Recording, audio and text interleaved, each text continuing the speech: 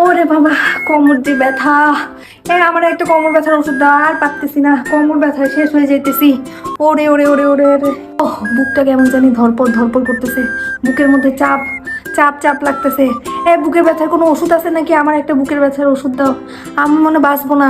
এই কাপড়গুলো নিলাম ধোয়ার জন্য, আরো কিছু জামাইয়ের যদি কাপড় থাকে দে, আর বাবুর কাপড়গুলো আমাকে দে, আমি সব ধুয়ে দিতেছি। তুই বসে বসে জিরা জিরা, আমি এগুলো সব ধুয়ে নিয়ে আসতেছি।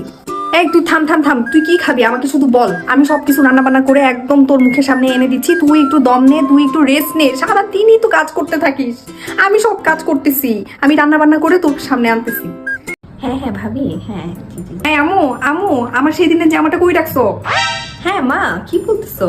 আরে তোমার ড্রেসটা আমি ধুয়ে আয়রন করে রেখে দিয়েছি আলমারিতে, ওখানেই দেখো, ওখানেই পাবে তুমি। কি কি ব্যাপার? আমার মা তো এত সুন্দর করে কথা বলে না, আজকে কি হয়েছে আম্মুর? আম্মু কি ঠিক আছে? এটা মনে হয় আমার আম্মা না। হেই, তুমি কি আসলে কি আমার আম্মু?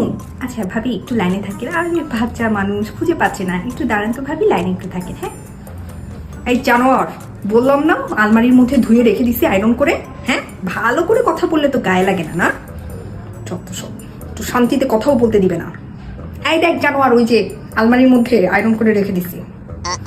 এই তো, এটাই আমার আম্মু।